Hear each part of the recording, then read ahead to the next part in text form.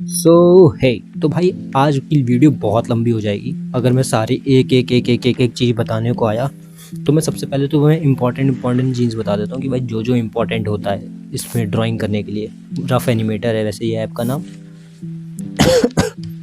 तो अगर जैसे मैंने तुम्हें ड्राइंग करनी है, स्टार्ट करा है तुमने, तो फटाफट तुम कुछ चीज़ें सीखो। एक्सपोर्ट वीडियो से तुम्हारा वीडियो जो बन चुका होता है, जब पूरा फाइनल हो जाता है तो उससे सेव करते हैं। क्लोज प्रोजेक्ट से तुम्हारा ये प्रोजेक्ट क्लोज होता है। ऐसे तुम ऐसे बैक दबाते रहोगे, क्लोज नहीं होगा, तुम्हें क्लोज प्रोजेक्ट ही दबाना पड़ेगा, या तो फिर पूरा होम से हटा दो। इंपोर्ट ऑडियो, इसमें ऑडियो आ जाएगा। इंपोर्ट इमेज, इसमें इमेज आ जाएंगे, इसमें वीडियो आ जाएंगे।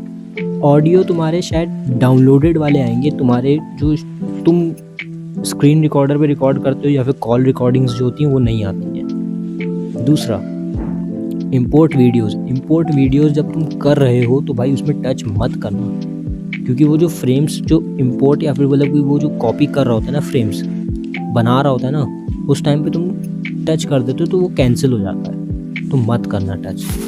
बाकी इंपोर्ट प्रोजेक्ट, इसमें तुम्हारे जो मतलब जैसे पिछले कोई और प्रोजेक्ट बनाया होगा तुमने, जैसे मैंने 3 बना रखे हैं, तो ये आ जाएंगे तुम्हारे इस वाले प्रोजेक्ट में, ठीक है।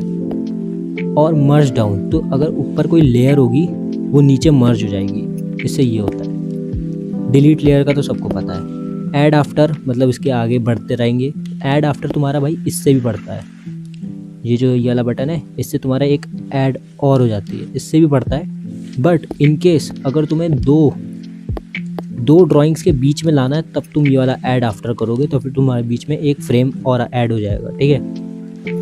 ऐड स्प्लिट हाफ, ये आधी हो जाएंगी, ठीक है।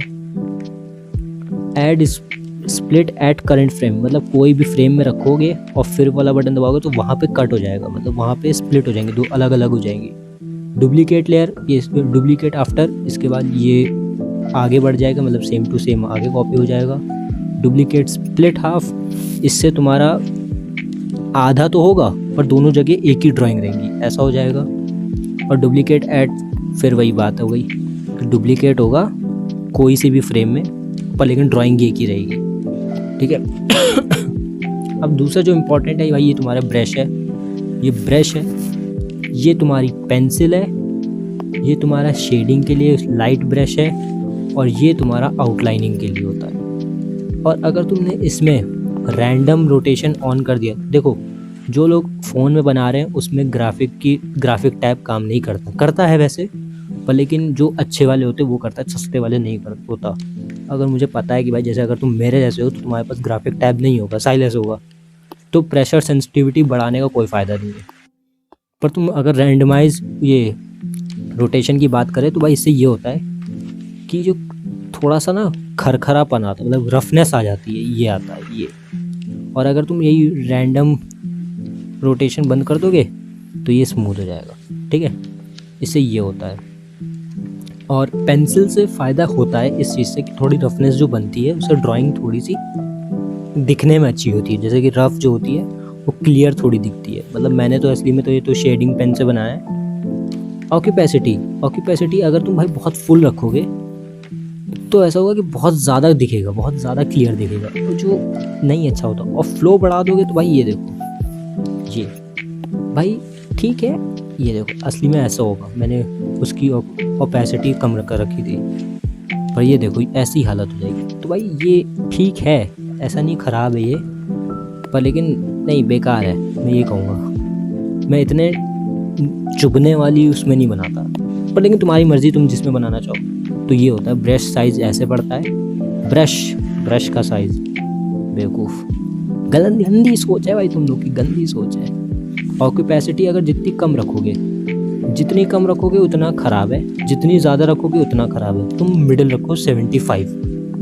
फ्लो कम रखो, फ्लो हमेशा 50 से 70 के बीच में रखो हमेशा, इससे तुम्हारा ये अच्छा आएगा।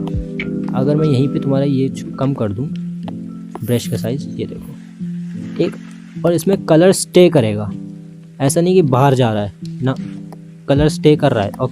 ओपेसिटी कम रखोगे तो फिर कलर स्टे कर रहा है, कोई दिक्कत नहीं है।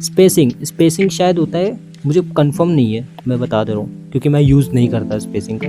स्पेसिंग वो होता है शायद जो इस पेन के बगल में यहाँ पे थोड़ी सी स्पेस लेना, उसे थोड़ा सा स्पेसिंग कहता है।